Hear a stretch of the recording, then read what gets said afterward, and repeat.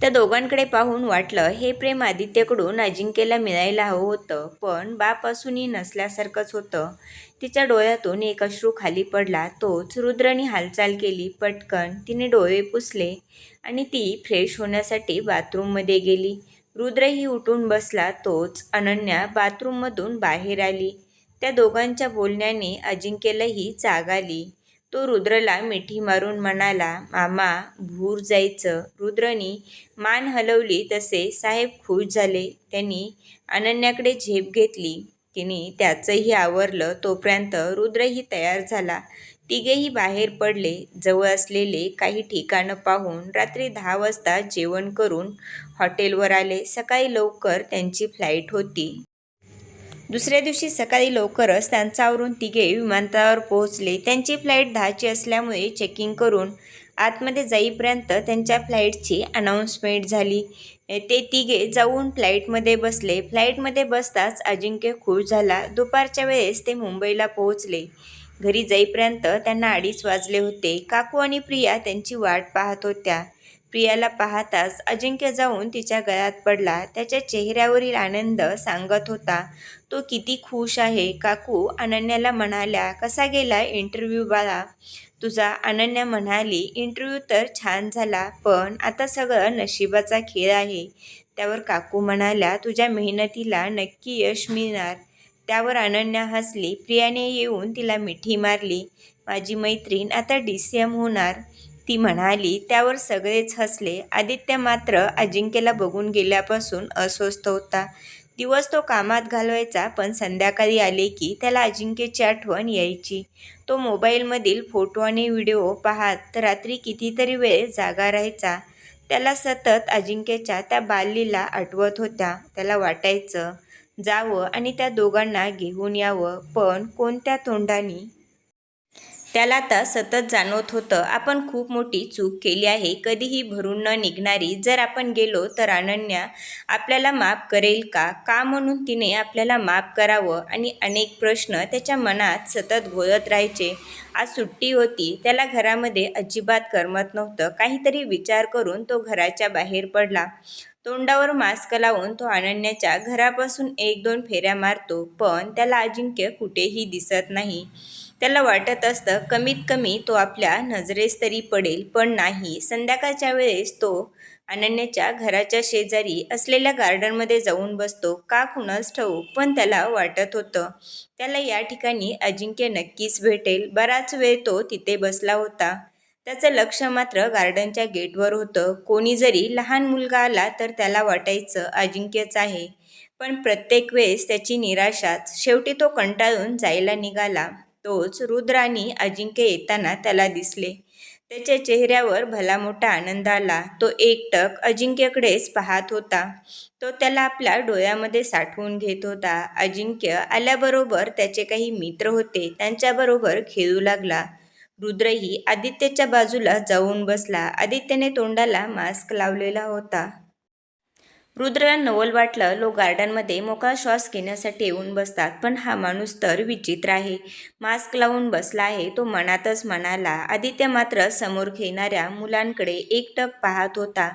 खेळून थकल्यानंतर अजिंक्य येऊन रुद्रच्या मांडीवर बसतो. तो त्याच्या गळ्यात हात टाकून त्याला ओठावरून जीभ फिरवून दाखवतो. त्याचं हे नेहमीचं होतं. रुद्र हसला आणि म्हणाला, घरी गेल्यानंतर मम्मा आपल्या दोघांनाही मारेल. आदित्य त्या दोघांना पाहत होता.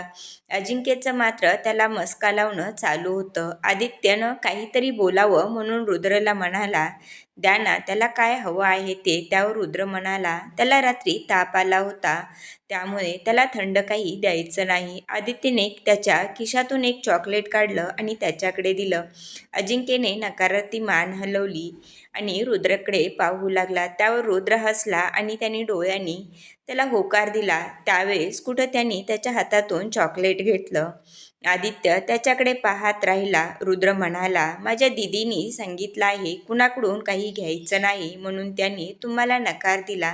त्यावर आदित्य हसला आणि म्हणाला, चांगली सवय आहे, नाहीतर आजकाल कुणावर विश्वास ठेवू शकत नाही. रुद्र म्हणाला, तुम्ही एकटेच आला आहात की तुमची मुले आहेत बरोबर? त्यावर आदित्यच्या चेहऱ्यावर एक दुःखद रेषा उमटली ते रुद्रनी पाहिलं. तो म्हणाला, सॉरी, मी काही चुकीचं बोललो नाही ना? त्यावर आदित्य म्हणाला, नाही, मला एक मुलगा आहे आणि माझी पत्नी, ते दोघे इथे नसतात. मी नोकरीनिमित्त येते आहे. आदित्य रुद्रला म्हणतो, हा कुणाचा मुलगा आहे? त्यावर रुद्र म्हणतो, माझ्या दिदीचा आहे. त्याचे पप्पा कुठे असतात? त्यावर रुद्र म्हणतो, मी दिदीला कधी ते विचारण्याचा प्रयत्न केला नाही. ती एकटीच तिच्या बाळाची काळजी घेते. ती स्वतःबद्दल कधी काही सांगत नाही. तो म्हणाला. त्यावर आदित्यला वाईट वाटलं, पण तो काहीच बोलू शकत नव्हता. त्यावर रुद्र हसतो आणि म्हणतो, माझी दीदी खूप स्ट्रॉंग आहे आणि हुशार. त्यावर आदित्य त्याच्याकडे बघत राहतो. तो पुढे काही बोलणार तेवढ्यात अजिंक्य म्हणतो, मामा, घरी जायचं. त्यावर रुद्र म्हणतो, हो ठीक आहे, जाऊया आपण. त्यावर रुद्र आदित्यला हात मिळवतो आणि म्हणतो, चला पुन्हा भेटूया. त्यावर आदित्यही म्हणतो, नक्की. रुद्र अजिंक्यला म्हणतो, अंकलला बाय कर. अजिंक्यही त्याला बाय करतो आणि रुद्र आणि अजिंक्य घरी जायला निघतात. आदित्य मात्र त्याच्या पाठमोऱ्या आकृतीकडे बघत राहतो. अजिंक्य ज्यावेळेस त्याला अंकल म्हणतो त्यावेळेस त्याला फार वाईट वाटतं. आपलाच मुलगा आपल्याला अंकल म्हणत आहे, पण ती आपल्या चुकीची शिक्षा आहे. रुद्र आणि अजिंक्य गेल्यानंतर थोड्या वेळाने तोही निघून जातो. अजिंक्य घरी गेल्यानंतर गार्डनमध्ये जे घडलं ते सगळं त्याच्या आईला सांगतो. त्या अंकलनी मला चॉकलेट दिली हेही तो तिला सांगायला विसरत नाही. त्यावर ती म्हणते, असं दुसऱ्याने दिलेलं चॉकलेट घ्यायचं नसतं. त्यावर अजिंक्य म्हणतो, मामानीच घ्यायला सांगितलं म्हणून घेतलं मी. त्या अंकलला नकोच म्हणालो होतो. त्यावर अनन्या म्हणते, ठीक आहे, पण यानंतर दुसऱ्या कुणी काही दिलं तर कधी घ्यायचं नाही. अजिंक्यही मान हलवून होकार देतो. अनन्या कोणीतरी असेल म्हणून या गोष्टीचा जास्त विचार करत नाही. आदित्य घरी आल्यानंतर अजिंक्यचं ते बोलणं, मुलांशी हसून खेळणं, रुद्रच्या मांडीवर बसून त्याच्या गळ्याला मिठी मारणं, त्याला ते तोंड वाकडं करून मस्का लावणं, या सगळ्या गोष्टी आठवत असतो. ती आठवण त्याच्या चेहऱ्यावर एक स्माईल येते. त्याचबरोबर त्याच्या हृदयामध्ये एक कळही निघते. खरंच आपण या सगळ्या आनंदापासून किती दूर राहिलो याची त्याला पुन्हा पुन्हा आठवण येते. खरंच या बाबतीत आपण किती कमनशिबी आहोत. आपण आपल्याच मुलाच्या प्रेमापासून किती दूर आहोत. या गोष्टीचं त्याला खूप वाईट वाटतं, पण काय करणार? तो काही करू शकत नव्हता. त्याला सारखं वाटायचं जावं, अनन्याला मनवावं, पण त्याचा पुरुषार्थ मधी येत होता. त्याचा इगो त्याला नडत होता. एक मन सांगायचं, जा तुझ्या मुलाला आणि पत्नीला घेऊन ये, पण दुसरं लगेच म्हणायचं, ती स्वतः गेली आहे, मी का जाऊ तिला आणायला? मी का तिची समजूत काढू? त्यामुळे तो द्विधावस्थेत होता. जर मी गेलो आणि अनन्यानी येण्यास नकार दिला तर माझा अपमान होईल असं त्याला वाटायचं.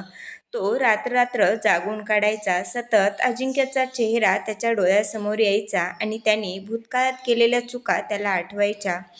दिवसभर काम आणि रात्री त्याच्या आठवणी, त्याचे दिवस जात होते. त्याचबरोबर तो जास्तीत जास्त व्यसनामध्ये गुरफटत जात होता. शेवटी एवढ्या दिवसांची प्रतीक्षा संपते. आज अनन्याचा रिझल्ट असतो. सकाळपासूनच तिची धाकधूक वाढलेली असते. प्रिया, काकू, रुद्र तिला सकाळपासून समजावत असतात, तू टेन्शन घेऊ नकोस, तू सिलेक्ट होशील. पण तरीही कुठेतरी मनामध्ये भीती होती. रुद्र लॅपटॉप घेऊन बसला होता. शेवटी ती वेळ आली. रुद्रनी रिझल्ट ओपन केला आणि गंभीर नजरेने लॅपटॉपकडे पाहू लागला. अनन्यानी तर डोळेच मिटून घेतले. त्याच्या त्या कृतीवर काकू मात्र त्याला रागवू लागल्या. रुद्र, नखरे नको करू, काय आहे ते सांग. त्यावर रुद्र उठला आणि त्यांनी अनन्याला मिठी मारली. अभिनंदन दीदी, तू सिलेक्ट झाली आहेस. थोडा वेळ तर अनन्याला तिच्या कानावर विश्वासच बसला नाही. प्रियाही उठली आणि तिला मिठी मारली आणि म्हणाली, अभिनंदन मॅडम, तुम्ही अधिकारी झालात. त्यावेळेस कुठं अनन्या भानावर आली. काकूनीही पुढे येऊन तिला मिठी मारली. तिच्या डोक्यावरून हात फिरवला. बघ, मी सकाळपासून तुला सांगत होते ना, तू नक्की सिलेक्ट होणार. तिच्या डोळ्यातून 2 थेंब खाली पडले. तोच रुद्र म्हणाला, दीदी, आनंदाच्या क्षणीही तू रडतेस काय? त्यावर ती म्हणाली, हे तर आनंदाचे अश्रू आहेत. सर्वजण अनन्याला मिठी मारताना बघून अजिंक्य पुढे आला आणि तिला मिठी मारून म्हणाला, मम्मा माझी आहे. त्यावर सगळे त्याच्याकडे बघून हसू लागले. अनन्यानी त्याला उचलून कडेवर घेतलं आणि म्हणाली, हो बाळा, मम्मा तुझीच आहे. रुद्र म्हणाला, दीदी मला पेढे हवे आहेत. त्यावर ती म्हणाली, हो नक्कीच. तोच काकू आतून पेढ्यांचा डब्बा घेऊन आल्या. त्यावर सगळेच आश्चर्याने त्यांच्याकडे बघू लागले. त्या म्हणाल्या, मला माहीत होतं माझी मुलगी सिलेक्ट होणार, म्हणून मी रात्रीच बनवून ठेवले होते. रुद्राने पटकन एक पेढा उचलला आणि अनन्याच्या तोंडात घातला. ते पाहून अजिंक्य मात्र तोंड फुगवून त्याच्याकडे बघू लागला. तो हसला आणि अर्धा पेढा त्याने स्वतःच्या तोंडात घातला. आता मात्र साहेबांचा राग 7व्या आसमानावर होता. काकूने एक पेढा उचलला आणि त्याच्या तोंडात घातला. त्यावेळेस कुठे तो खुश झाला. सगळ्यांनी एक एक पेढे उचलून खाल्ले. आज त्यांच्यासाठी खूप आनंदाचा दिवस होता. रुद्र म्हणाला, आज माझ्याकडून तुम्हा सगळ्यांना पार्टी. त्यावर सगळे हसले. अजिंक्य म्हणाला, मला पण. त्यावर रुद्र म्हणाला, तुम्हाला सोडून कसं चालेल आम्हाला. अनन्याचे सिलेक्शन झाले ही बातमी आता सगळीकडे व्हायरल झाली होती. प्रत्येक न्यूज चॅनलवर दाखवली जात होती. आदित्यचं लक्ष न्यूजवर गेलं आणि त्यावरील ते नाव पाहून तो स्तब्ध झाला. शेवटी तिने करून दाखवले. तो म्हणाला. सगळे त्याच्याकडं विचित्र नजरेने बघू लागले. त्याच्या लक्षात आलं आपण काय बोललो. तो सर्वांकडे दुर्लक्ष करून आतमध्ये निघून गेला. त्याला आज तिचा अभिमान वाटत होता. जावं आणि तिचं अभिनंदन करावं असं त्याच्या मनात येऊन गेलं. पण स्वतःच्या विचारावर त्याला आश्चर्य वाटलं. माणसाचा इगो फार वाईट. त्याने लगेच मनात आलेले विचार झटकले आणि स्वतःच्या कामावर लक्ष केंद्रित केलं. गल्लीतले सगळे लोक अनन्याचं अभिनंदन करायला येत होते. जे लोक काही दिवसापूर्वी तिला टोमणे मारत होते तेच आज तिचं अभिनंदन करत होते. तिने त्या लोकांना कृतीतून उत्तर दिलं होतं. आज तिला तिच्या मेहनतीचं फळ मिळालं होतं. केलेल्या कष्टाचं चीज झालं होतं. त्यामुळे आज ती खूप आनंदी होती. जरी आपल्या लोकांनी साथ दिली नसली तरी मानलेल्या नात्यांनी मात्र तिला कोणतीही कमतरता पडू दिली नव्हती. रुद्रने जे तिच्यासाठी केलं होतं ते स्वतःच्या भावानेही केलं नसतं. त्यामुळे त्याचे उपकार ती आयुष्यभर फेडू शकणार नव्हती. प्रिया तर तिच्या या यशामध्ये बरोबरीची वाटेकरी होती. ती नसती तर या सगळ्या गोष्टी मी करू शकले नसते असं कुठं तर अनन्याला वाटून गेलं. आदित्यनं तर रिझल्ट बघितल्यापासून त्याचं मन अस्वस्थ झालं होतं. एकतर तो पहिलेच अजिंक्यच्या आठवणींनी अस्वस्थ होता. त्यात आज अनन्याने मिळवलेले जे यश होतं, कुठेतरी आपण तिच्या यशाला विरोध करत होतो असं त्याला वाटून गेलं. खरंच मी एवढा स्वार्थी झालो होतो का. त्याला संध्याकाळी एका केसच्या संदर्भात काही लोकांना भेटायचं होतं म्हणून तो हॉटेलवर गेला होता. त्याच वेळेस रुद्र, अनन्या, प्रिया, काकू, अजिंक्यही त्याच हॉटेलमध्ये आले होते. आदित्यला मात्र याबद्दल काहीच माहीत नव्हतं. त्याची चर्चा संपली आणि तो जायला निघाला. त्यावेळेस त्याच्या कानावर अजिंक्यचा आवाज पडला. त्यांनी त्या दिशेला वळून पाहिलं तर त्याला ते सगळे जेवण करताना दिसले. त्यांच्यावर एक नजर टाकली आणि तो बाहेर पडला. पण काही केल्या त्याचा पाय निघेना.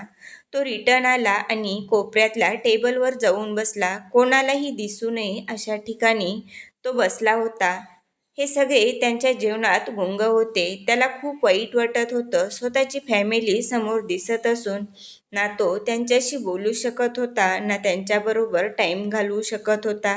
अजिंक्यचे चाललेले नखरे बघून त्याच्या डोळ्यामध्ये पाणी आलं. प्रत्येक वेळेस त्याच्या खोड्या बघितल्या की त्याला वाटायचं जावं आणि त्याला मिठीत घ्यावं. पण कोणत्या अधिकाराने. तो ना त्यांच्या जवळ जाऊ शकत होता ना त्याला मिठीत घेऊ शकत होता. एका बापाला यापेक्षा मोठी कोणती शिक्षा असू शकते.